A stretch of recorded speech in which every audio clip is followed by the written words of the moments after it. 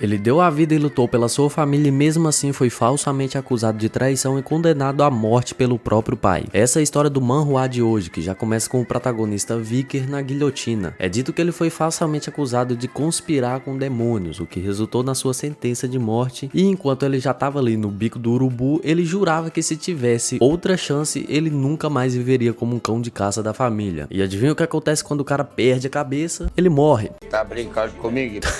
Não, tô zoando. O cara acorda em um berçário, isso mesmo, nosso protagonista volta pra quando ele era apenas uma máquina de fazer cocô. E logo aparece Hugo Le Baskerville, o MC Catra da história, o pai do protagonista e de toda criança presente nessa obra, aparentemente. O homem é uma máquina de sesgo. E o cara já chega puto, chamando toda criança ali dentro de lixo inútil só porque os moleques tava chorando. Então ele fala para levar todas as crianças ali para o berço da espada. E é quando o prota vê o seu pai mais jovem que ele se toca de que ele voltou para quando ele era apenas uma criança. Aí já começa a explicação do passado do prota. Por ele ter nascido como um filho ilegítimo, ele não teve muitas regalias na sua criação. Criado como um cão de caça, ele teve que lidar com todo tipo de trabalho bucha, assassinato, espionagem, emboscadas, se pá, ele teve até que lavar banheiro de terminal. Tudo isso para manter sua família como uma melhor dentre as 7 grandes famílias. E o motivo do prota se manter tão leal era simples. O cara só queria a atenção e reconhecimento do pai e da família. E sim, isso machuca. Também é dito que os portões do mundo demoníaco foram abertos há 10 anos e a luta contra essas coisas ruins terminou com a vitória da humanidade. E a incrível recompensa do prota por ter lutado tanto nós já sabemos, uma lambida no pescoço. Mas agora o prota já tá destinado a mudar tudo e se vingar, e para isso ele precisa ficar mais forte do que antes. E o primeiro passo para isso é o berço das espadas citado anteriormente, que se trata de uma aprovação dada às crianças de Baskerville, onde eles têm que atravessar um labirinto de espadas para chegar ao rio Stygia, um rio com a capacidade de deixar o corpo de quem se banhar nele tão resistente quanto o aço. No passado o prota não conseguiu chegar ao rio, mas agora não só chegou como ficou submerso por 7 minutos e ainda bebeu da água. E o Hugo, todo orgulhoso de ter um filho tão ganancioso na família, comemora. Mal sabe ele que o protagonista tá ali só pensando em como é que ele vai sumir com ele e com a família da história. Passando para o próximo capítulo, é mostrado mais um pouco do passado do prota, que com 8 anos era considerado um gênio pelo mundo, mas um ser medíocre para a família. Aos 20 era o principal em missões de assassinato e reconhecimento, aos 29 foi restringido pelos membros da família direta, aos 30 os portões do mundo demoníaco se abriram, aos 35 já tinha passado por muita coisa, tinha matado uma porrada de capeta, aos 39 a guerra dos dois mundos termina com a vitória da humanidade, e aos 40 o rapaz tem a sua recompensa por todos os anos de lealdade. Depois volta pro prota no berço acordando depois do mergulho no rio, e nesse momento aparecem algumas mulheres que deixaram uma lembrancinha ali pra ele no berço, 2 serpentes extremamente raras e uma das mulheres tinha sido chamada de senhora, ou seja, isso era uma tentativa de reduzir os concorrentes à linhagem. Mas como se trata do protagonista, no outro dia é encontrado a criança dormindo tranquilamente no meio dos pedaços das serpentes. E então todas as babás que trabalharam naquele dia foram torturadas e mortas, que foi para não ter erro, né? Mas o verdadeiro responsável pela tentativa de assassinato não foi encontrado e apenas o prota sabia de quem se tratava. Então 8 anos se passaram e vemos nosso prota em uma aula sobre espada. Aqui descobrimos que aquele incapaz de imbuir mana na espada é chamado de iniciante da espada. O que consegue imbuir, mesmo que bem fraco, é chamado de especialista da espada. O que exala uma aura líquida é chamado de graduado da espada. E finalmente aquele que era capaz de exalar uma aura sólida e que pode mudar para o formato que preferir é chamado de mestre da espada. E óbvio que o Hugo está nesse estágio. E o prota já estava ali pensando em quantos anos ele será capaz de matá-lo. Um destaque também para os trigêmeos que estavam encarando o prota durante a aula. E não deu outra, depois da aula vai os 3 procurar briga com o Vicker. E esses 3 são responsáveis por atacar o Vicker enquanto ele fugia depois das acusações falsas sobre ele na sua vida passada, conhecidos também como o Tridente de Hugo. E os caras foram ali para tirar satisfação sobre os rumores do Vicker ter ficado 7 minutos no rio e ter matado serpentes ainda no berço. Mas como sabemos que não se trata de um rumor, vocês já devem imaginar onde isso vai parar. Por se tratar de inimigos que daqui a 10 anos serão problemáticos, Vicker decide que será melhor cuidar disso ali mesmo. E como que ele faz isso?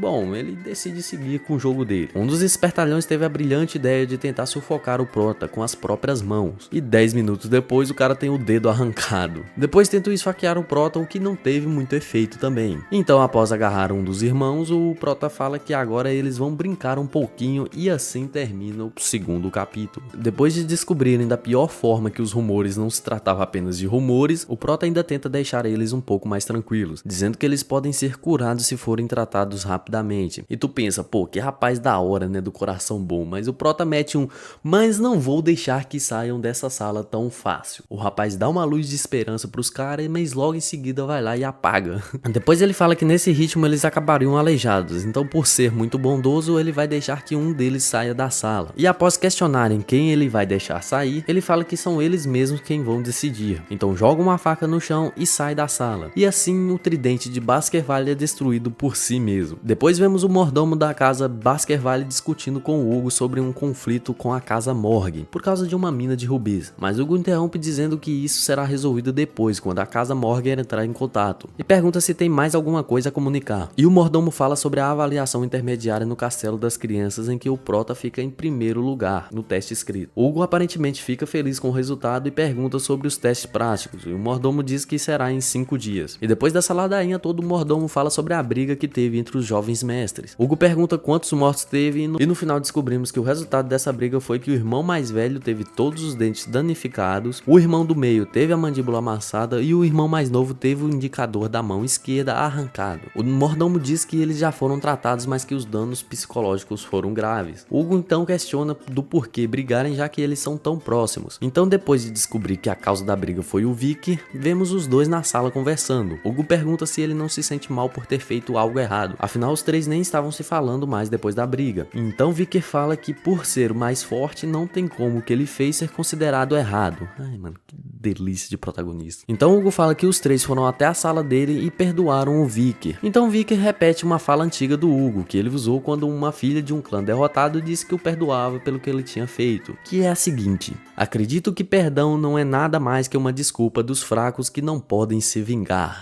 O cara é foda, patroa. Rapaz, e pensa numa pessoa que gostou dessa resposta, foi o Hugo.